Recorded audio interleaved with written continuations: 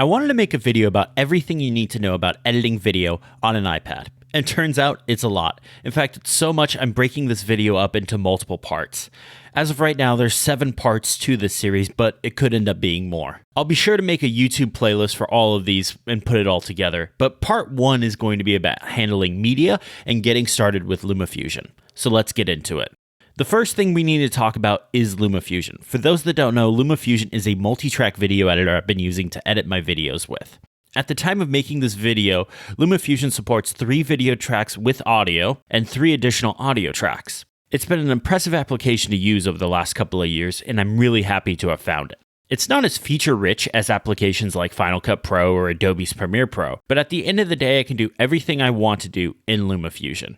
There are other video editors on iOS, but as of right now, LumaFusion is the best. And if you want to edit video on an iPad, I highly recommend checking it out. I'll be sure to put a link to the app in the description below. Before we get into any editing, we need to figure out what we're going to do with all of our media. These are video clips that we've recorded for our video, images, music, assets, anything we're going to use in our video, we need to figure out where we're going to store all that. An editor is only as good as how they organize their media. When I was first starting off editing, it was like the Wild West, and I would stick media all over the place. Currently, iOS really wants you to save photos and videos to the Photos app, but this isn't the best place for our media we'll be using to edit. Usually when I'm editing videos, I keep the Photos app and the Files app in split view. Then I can just move over the assets I wish to use. LumaFusion has a folder in the On My iPad section in the Files app. This means everything we add to this folder will be stored locally on our device and not synced to a cloud service like Dropbox or iCloud. This way we don't have to worry about having to download the assets as we are editing. From the LumaFusion folder in Files, we can drill down into the User Media folder. Here is where we can create a folder with the project name. Then I'll go into that folder and create the subfolders I need, so video, images, music, and audio. Feel free to make more of them if you need, but these usually do the trick for me. Once you create these folders in the Files app, it's time to move the clips over.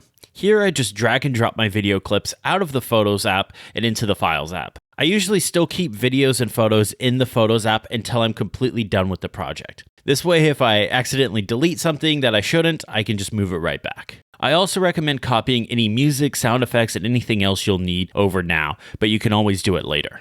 So let's head into LumaFusion. On the main page here, we set up our project. Hit the New Project button in the bottom left corner. When you set up a new project, it'll ask you for the title of the project. Just fill in whatever it's called.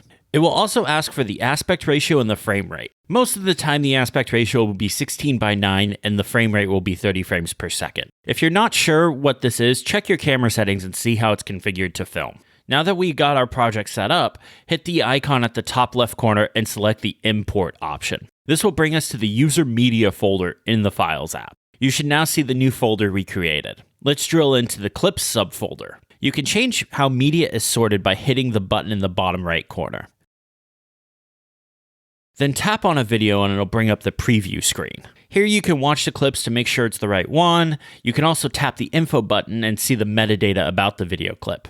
You can also tag the asset with colors. This can be handy for tagging good takes or primary tracks versus B-roll. If you have some media that you don't want to add to the folder for whatever reason, you can always use the Import option. There are a handful of cloud services supported and also wireless and shared network drives. It's nice to have these options here, but I'd rather add everything to the local folder myself so I know where everything is at.